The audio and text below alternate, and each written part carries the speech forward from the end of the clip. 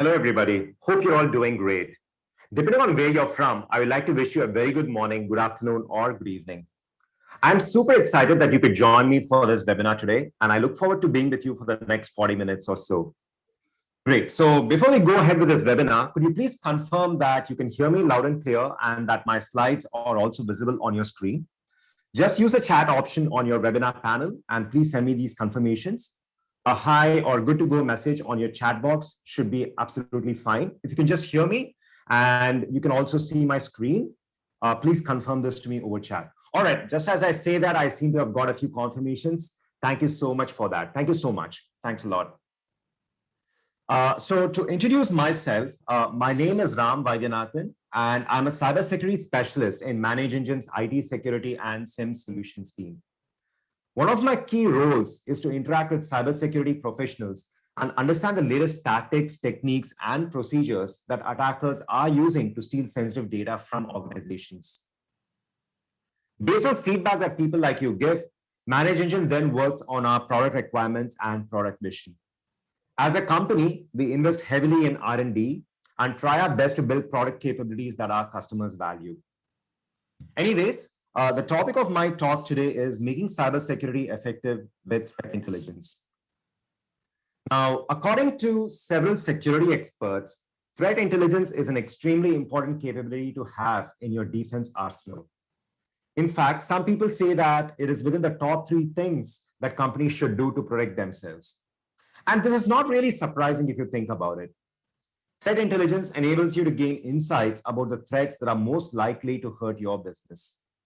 You can then hunt for these threats proactively and also take steps to reduce your risk exposure. Threat intelligence also gives you the much needed context as you build evidence about an attack. It will help you triage events and prioritize incidents.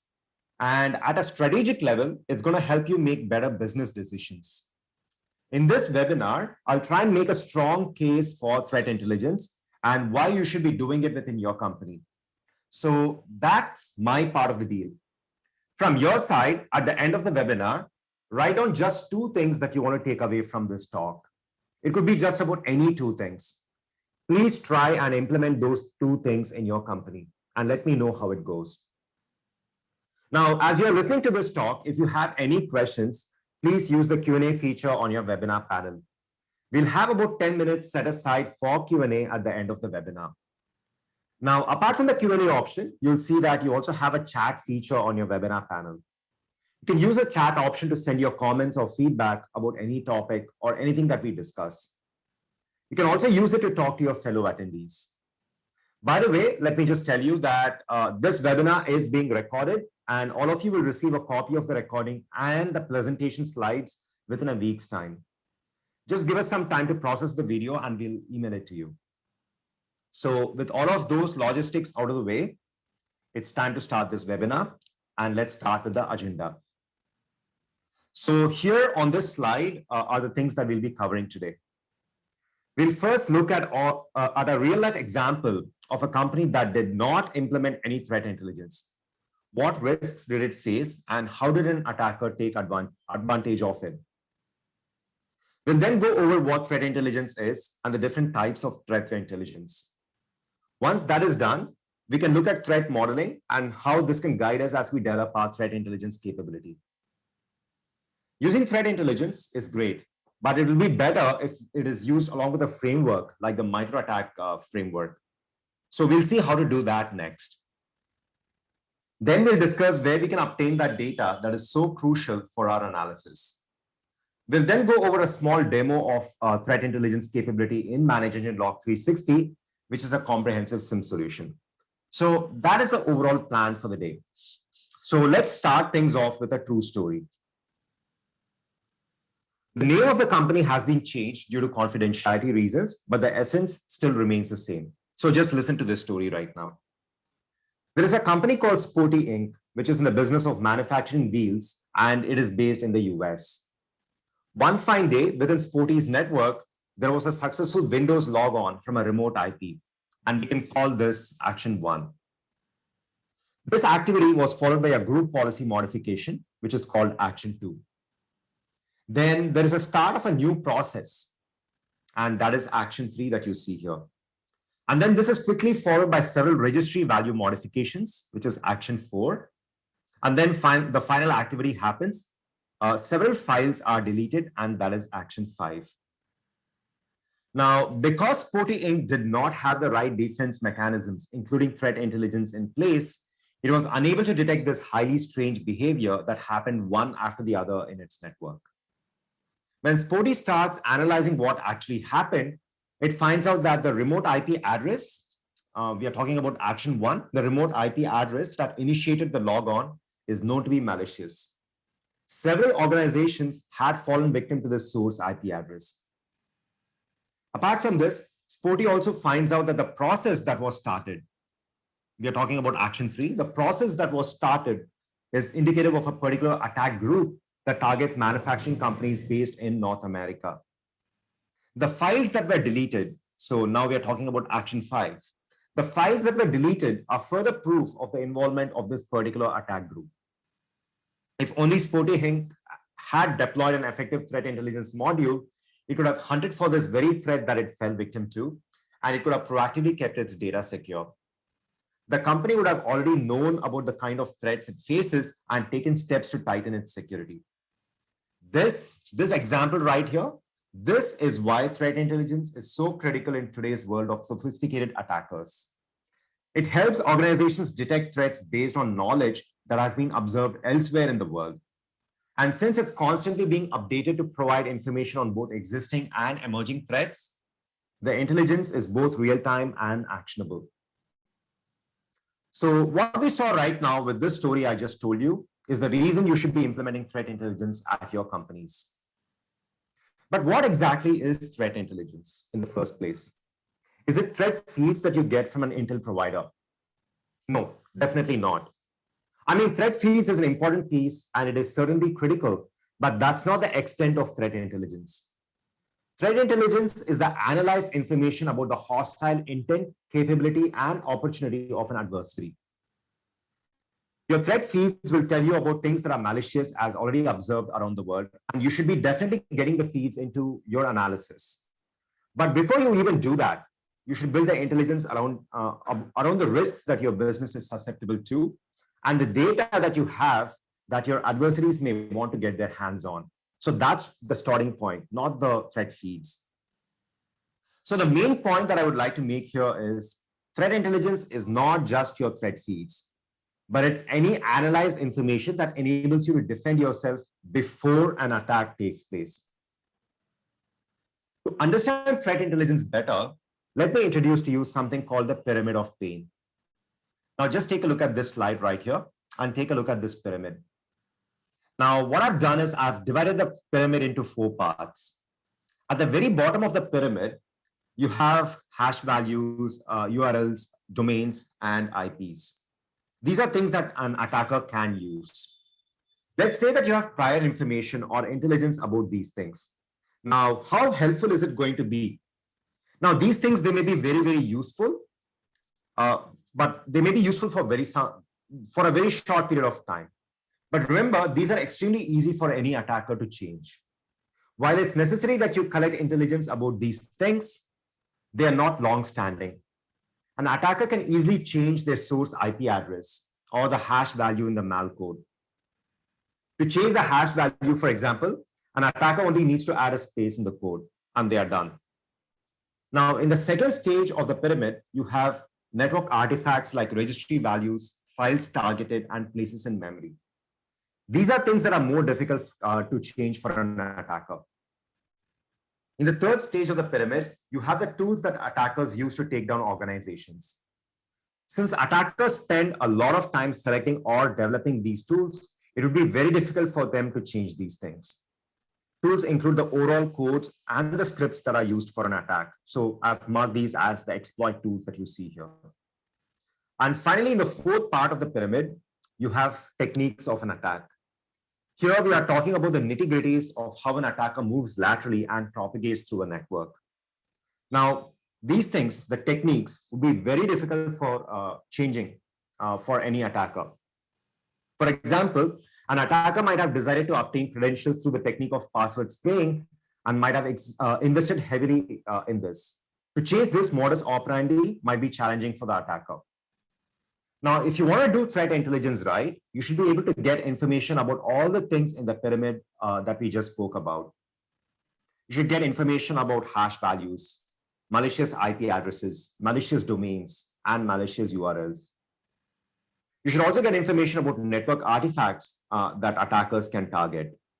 You should get information about the tools that attackers could use against your company. And you should definitely know about the techniques that you're susceptible to. So everything from stage 1 to stage 4, you should know. Another way to understand what we just discussed is to think of 4 different types of threat intelligence. First up, you have tactical threat intelligence. Here you're asking the question, what adversary behavior should I focus on to identify threats that are most likely to breach my organization? So this is all about identifying the tactics, techniques, and procedures that your company is at risk from. Then we have operational threat intelligence. Here you're asking the question, what activity groups or threat groups are active in your industry and in your specific geography? It makes a lot of sense to know what threat actors you're up against and what threat actors you need to fight against. And you need to take proactive steps to defend against these threat groups. So that's operational threat intelligence. With strategic threat intelligence, you're asking the question, what business units within my organization are at most risk to cybercrime? So you're looking inwards at your own company with strategic threat intelligence. And then finally, the 4th type of threat intelligence is technical. Here you're concerned about the malicious URLs, IPs, domains, and hash values. Great. Now that we understand what threat intelligence actually is, let's go over how you can get started with implementing it in your organization. The very first thing that you need to do is threat modeling.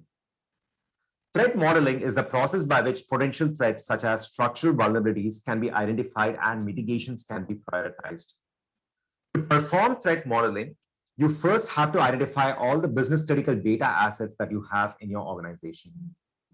Then for each of these assets, you need to identify all the adversary or threat groups that may want this data the most and their capabilities and opportunities to obtain this data. Let's take a very simple example here. Just take a look at this. Let's imagine that an organization called ABC Inc. has 3 different types of data sets. That's very important to its business. It has financial data, customer data, and it's got research data. It finds out through analysis that threat group A goes after financial data and research data. So threat group A that you see here, it's most interested in financial data and research data. So that's what I've got in the slide here. And threat group B, it goes after customer data. And then it is also at risk from a group called threat group C, which mainly goes after financial data. However, it finds out through further analysis that threat group C does not really operate in the geography and location that this organization ABC is based out of. Furthermore, it is found that threat group C does not usually target companies in the industry that ABC belongs to. Now it's very clear, isn't it? This organization ABC should probably be most concerned about threat actors A and B. At least in the very beginning, it can afford to not focus on threat group C. This is because in the very beginning itself, if it attempts to do everything when it comes to threat intelligence, life is going to become very hard. So this is how ABC or any other organization can use threat modeling to zero in on specific threat groups to focus efforts on. Great. So you now know who your adversaries are. What next? How do you use this information? The best thing to do at this stage is to use a framework like the MITRE ATT&CK framework. The MITRE ATT&CK framework is a globally accessible knowledge base of adversary tactics and techniques based on real-world observations. The attack knowledge base also has information about several threat groups from around the world and the publicly reported techniques that these threat groups use. So do you kind of see how we can use this information now? You might be getting a fair idea now. Just make a map of all the techniques that the groups that you're most at threat from use. So in the example we just saw with ABC Inc., so what becomes very clear is that ABC needs to make a list of all the techniques that threat actors A and B use. And here's a partial list of the techniques that threat groups A and B use. So I've just made a partial list here. The list can be a whole lot longer. Now, let's say that all of these techniques are identified. All the techniques that threat group A and threat group B, all the techniques that they use, they are identified.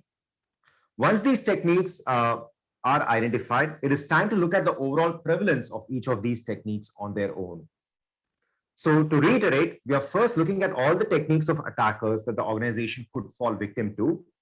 And then after that, we are looking at how commonly these techniques are being used overall throughout the world. Once we overlay this information, we know where to put our focus on. So just take a look at this next slide here. So imagine that ABC, the organization ABC, the example we just took, it's at risk from all of these techniques, the techniques that you see in the columns here. It's at risk from these techniques from both threat groups A and B. Now, so then what do? We can then use the MITRE ATT&CK knowledge base to find out that threat group A uses these techniques and threat group B uses these techniques as well. So that's what you see here. Now take a look at these, this particular row at the very top. Now this is what the MITRE ATT&CK framework is all about. You can actually arrange all of these techniques that you're most concerned about into each of these different tactics that you see on the top. So let me quickly navigate over to the MITRE ATT&CK framework website. And you see that these tactics that you see at the very top, that's exactly what I've got over here in my slide. So those are the exact tactics that I have as the first row over here. And I've taken it from the MITRE ATT&CK website. Now, obviously, because we are concerned with only threat group A and B, and from our analysis, we know that threat group A and B use only those specific techniques. We are only concerned about some of these techniques. So in the very beginning, if you try to defend your organization from all of the techniques that you see in the MITRE ATT&CK framework, it's going to become very, very cumbersome and it's going to become very complicated. So the point that I'm trying to make is find out the techniques that you're most at risk from the threat groups that you're most concerned about, and then put it into this MITRE ATT&CK framework. And you basically zero in on the techniques that you need to focus on. So that's what we've got in this slide here. And this all of a sudden becomes a whole lot more manageable. Once this is done, you can clearly see that this is going to give you a substantial structure to work with and how you can use this information to focus your efforts and make your defense that much more effective. So let's just pause for a moment right now. What have we looked at so far? The first step is to understand the nature of business and identify critical data assets. This is strategic threat intelligence. The second step is to identify threat groups that the organization is most at risk from. That is operational threat intelligence. The third step is to identify the tactics, techniques, and procedures that the organization is most vulnerable to, and that is tactical threat intelligence. So we have done all of that so far. The only thing left to do is technical threat intelligence, and we can get this from the threat feeds. So let's take a look at that. It is important to understand the threat intelligence requirements and get threat feeds that will satisfy those requirements. Some of the information that you can get from feeds include things like first seen date, last seen date, IPs, domains, URLs, hash values, historical whois information, and current whois information. An organization needs to determine what intel data it needs from its feeds and figure out what feeds provides this data. Once the feeds are determined, data can then be collected. So let's quickly jump over to Log360 and see how threat intelligence works in a comprehensive SIEM solution like Log360. So let me jump into the console of Event Log Analyzer, which is the log management console of Log360. And if I jump over into settings at the very top, let me quickly log in once again.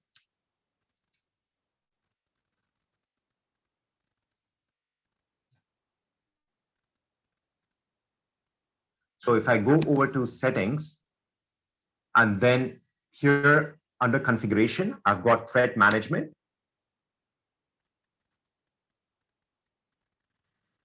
This is the interface for managing threat intelligence feeds in Log360. And here, as you can see, you have the STIX and TAXII-based threat feeds. Log360 gives out-of-the-box integration with a global threat database. And that is the default server that you see here. This is included with the base subscription of Log360. Now, apart from the default server, you can also add your own thread feeds. And to do that, you just need to go into add new server. And once you get onto this page right here, what you need to do is give a display name. And then you need to give a URL from which you're going to pick up the feed. So this is the URL of the actual feed. You've got to give the right credentials. So you might be already subscribing to that feed, to that Intel feed, and you've got to give your username and password. You can test your connection. Once that is done, you can set your poll from date. This is the date from which you start polling the threat intelligence feed. And then you can schedule it as well. You have multiple options here. You can schedule to receive the feed on an hourly, daily, or weekly basis and at a particular time. Or you can also do it manually at a time of your choice. So this can be a one-off thing. You can do it at a time of your choice as well. And once you set all of this up, you can just add the server. And once that is done, once you add the server, that particular thread feed is also going to show up right here beneath the default server that is anyways included in the base subscription of Log360. And once you have that, Log360 is going to pull threat information, threat intelligence information rather, from all the threat intel feeds that you've got over here configured for you. Now, apart from the Stix and Taxi-based threat feeds that we just spoke about, you also have got something called advanced threat analytics. And we'll just take a look at that right now. Just take a look at this right now. Look at this interface. So here, what we're looking at is Log360 integrates with Webroot's Bright Cloud Threat Intelligence. Now, this happens to be a very, very simple add-on. There is no extra configuration that's required once advanced threat analytics is enabled. So you can just enable it over here and you start pulling that information also. Now, you might have a question, how exactly is advanced threat analytics going to be useful to you? I'll show you how it is useful right now. From here, if you navigate over to reports, and then here in the drop down, if you choose threats, and then you head over to threat analytics. Now, take a look at this report that you see on your screen. You get to see information on malicious IPs in your network, for example. But take a look at this. You have information about top attacked hosts, threats by category, threats by reputation, and also your top users in terms of detected malicious use. Now, take a look at this report as I scroll down. You get a lot of granular information about the top attacked hosts. What was the time that the threat was detected? Well, here are the times that different threats were detected. What is the source IP address or the malicious IP address? Now, here are some of the malicious IP addresses that are detected in the solution. What was the actual attack host and its IP address? Take a look at this. It seems like there is one particular IP address that is constantly under attack. So you as an IT administrator, as a security professional, might be very, very concerned about this. Perhaps this is a very, very sensitive server that holds very critical information about your business, and maybe it's constantly under attack. So you've got to take a closer look at this for sure. And what is the threat category? That information is given over here. You also get information about the reputation score. Now, the reputation score can range anywhere from 1 to 100 and can be classified as trustworthy, low risk, moderate risk, suspicious, and high risk. The lower the reputation score, and we see that in our test environment, these reputation scores are very, very low. We've got reputation scores of 5 and 10 over here, for example. These are very, very low reputation scores. So anyways, the lower the reputation score, the higher the risk that these IPs will deliver attacks, such as malicious payloads and DOS attacks to the network. Now, apart from this, take a look at this. Under this column called Advanced Threat Analytics, you've got the view option, and you get even more granular information here. Here you get information about the domain name, the domain age, where that information is available. You also get to see when that particular domain was flagged as malicious for the very first time, and when that malicious domain was last seen. So, for example, if it was last seen a very, very long time ago, then you can take some, you can take some decision based on that. Maybe it's not something that you want to be worrying about right now. So you can take a lot of that, all those kind of decisions as well from here. You also have the option of whitelisting this source. Perhaps you feel that this particular threat that is, or this particular URL or domain that is being detected as a threat is not really a threat to your organization, you may want to whitelist this, and you can do that. And you also get a recommendation here as to what you should do with this particular threat feed, or with this particular threat source rather. And then if you go over to geo information, you get information about where this threat is actually originating from. So the source of that particular threat is also found out for you.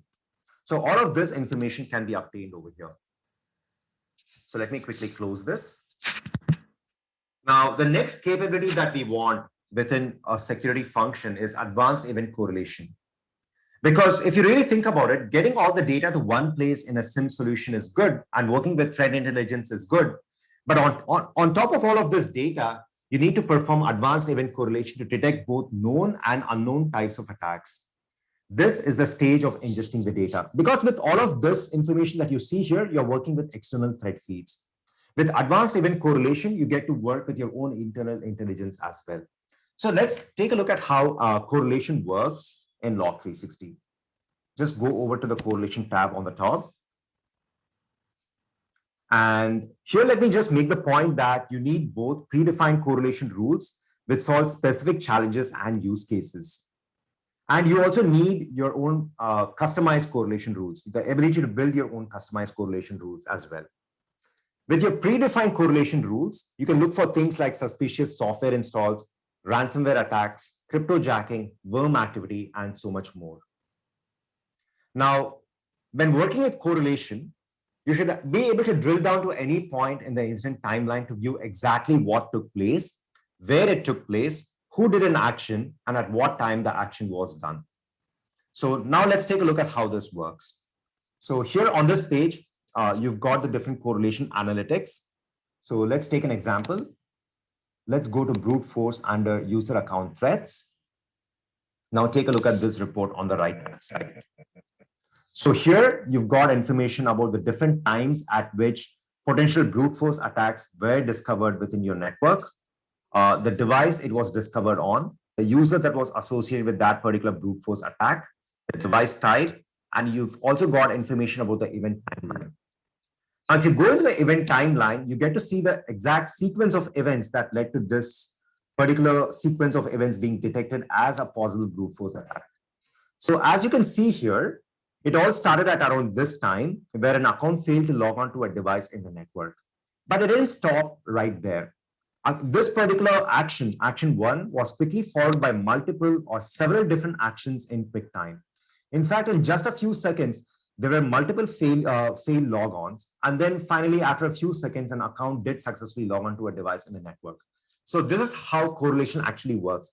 You're putting different events together, action one followed by action two, followed by action three, quickly followed by action four, and so on and so forth. And that's how correlation works. And all of these is put together, and we are looking at a possible brute force attack taking place in the network. Now let's look at how correlation can be used along with threat intelligence. And we'll do that by taking an example of a custom correlation rule that you can build. So to build your own custom correlation rules, just go into manage rules. And here you can go into create a correlation rule. Now let's take an example. Imagine that there's a successful Windows logon from a remote IP that's malicious as detected by our threat intelligence module. So let's go into Windows logon, and we said that it's a successful Windows logon. And not only is it a successful Windows logon, it's happening from a remote IP address. And not only is it happening from a remote IP address, this remote IP address is deemed to be malicious by our threat intelligence module. So already a lot of things are happening. And now within 2 minutes of this action one happening, so you can add that into our custom correlation rule. Within 2 minutes of action one happening, let's say that we have a process that is being created. Probably it's a very, very malicious process that's being created. So that is action two. And within 2 minutes of action two taking place, let's say that a firewall policy is being changed. So that is action 3. And within 2 minutes of a firewall policy being modified, let's say that action 4 happens, where a file is being modified. Now, do you see what's happening here? How you can, use threat intelligence information that, your threat feeds are going to give you, and how you can correlate it with your own information that you have in your internal network. All of this information is something that is internal to your organization, right? And at the end of the day, you can consider all of this as intelligence as well. So when you use all of this information, action 1, which is detected by your threat intelligence module, and then action 2, action 3, action 4, all happening in quick succession, one after the other, and that too, within 2 minutes of each of these actions happening. You can then go ahead and create this as a custom correlation rule. And once you create this custom correlation rule, what's going to happen is this custom correlation rule is going to show up in this page of your list of custom correlation rules. And you can see that at the very beginning, the rule status will be set to inactive. It's very, very easy for you to activate it.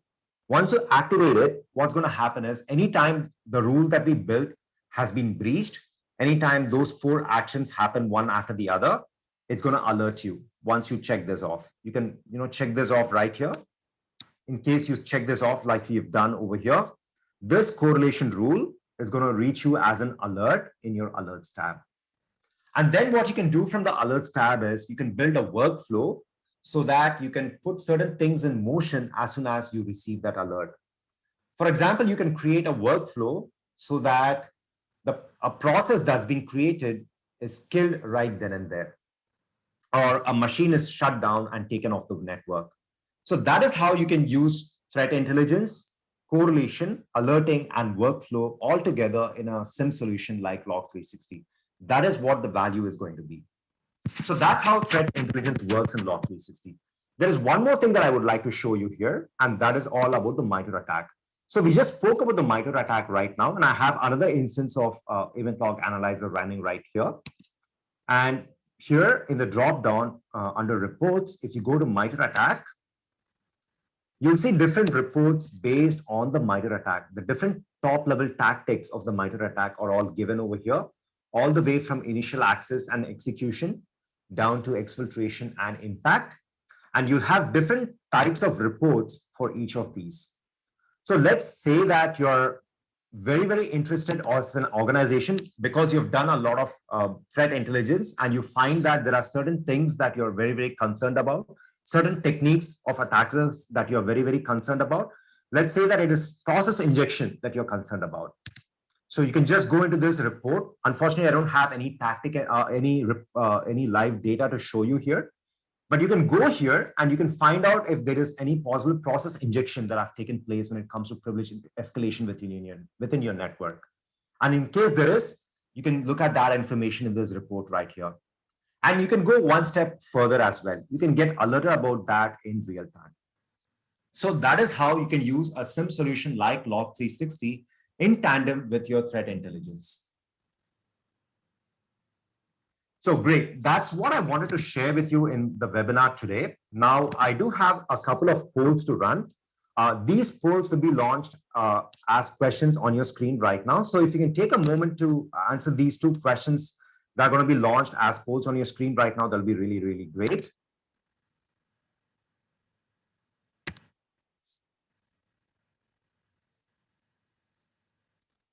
As you can see, there are 2 questions that have popped up on your screen right now. Question number 1 is, how do you know Manage Engine Log360? And question number 2 is, do you want a product specialist to assist you with a free evaluation of the solution?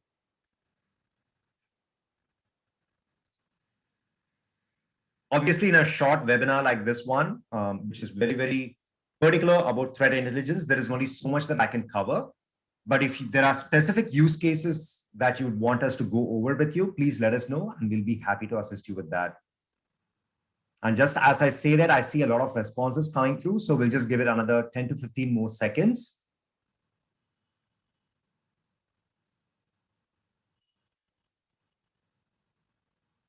All right. Thank you so much for those responses. Let me quickly end this poll. And I have one more poll to run, and that is going to be about the session feedback. So if you can give me some feedback about how this session was for you, how this webinar experience was for you, that is going to be great feedback for me. So please take a few moments to answer these 4 questions that you see on your screen right now.